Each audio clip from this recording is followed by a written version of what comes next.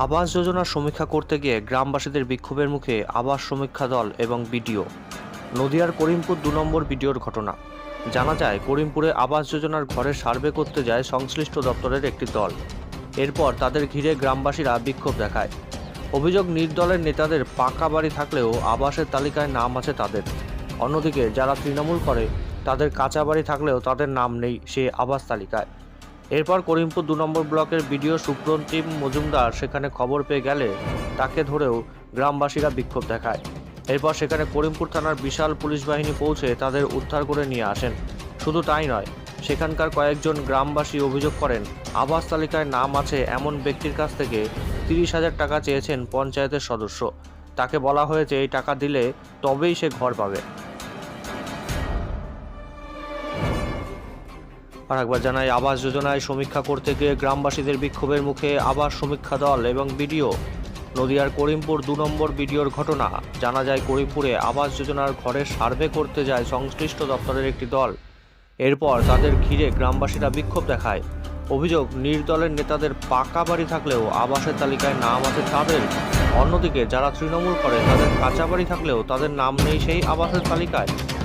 এরপর করিমপুর ২ নম্বর ব্লকের বিডিও সুপ্রতিম মজুমদার সেখানে খবর পেয়ে গেলে তাকে ধরেও গ্রামবাসীরা বিক্ষোভ দেখায়।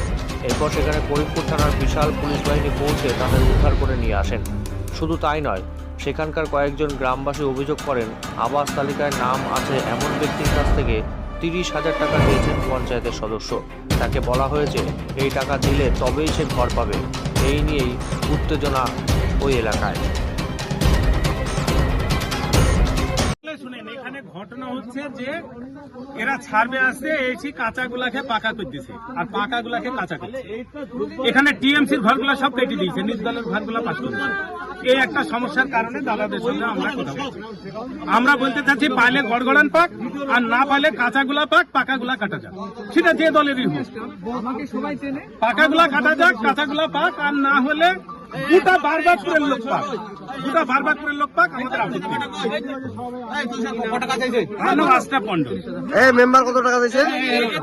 ৩০,০০০ টাকা দিয়েছে। কাঁচা বাড়ি টাকা না দিতে পারলে ঘর হবে না। ঠিক আছে, আসার পরে ও বাড়িতে অফার করে ৩০,০০০ টাকা লাগবে তবে ঘর দিব। কে বলেছে? মেম্বার লোক পাঠিয়েছিল। মেম্বারের নামটা কি? শাহজাহান। সেই লোকের নাম কি? কিসের মেম্বার? ও নির্দলের মেম্বার। নির্দলের মেম্বার। আচ্ছা, যে যাকে পাঠিয়েছিল তার নাম কি? তার নাম আপনার নামটা কি ভুলে গেলাম। হ্যাঁ, অভিযোগ আমি এখানে জানিয়েছি, আজকে তো বলছি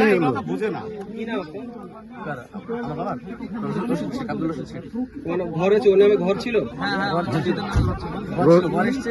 তার উপর অফার করা হয়েছে যে ৩০,০০০ টাকা লাগবে নাহলে কি বলেছে টাকা ঘর কাটা পড়ে যাবে।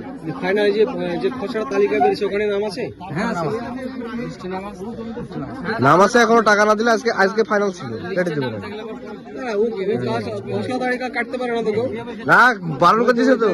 ওই যে পাকা কাঁচা করে দিয়েছে তো। অরিজিনাল ঘরগুলো থেকে টাকা করে দিয়েছে।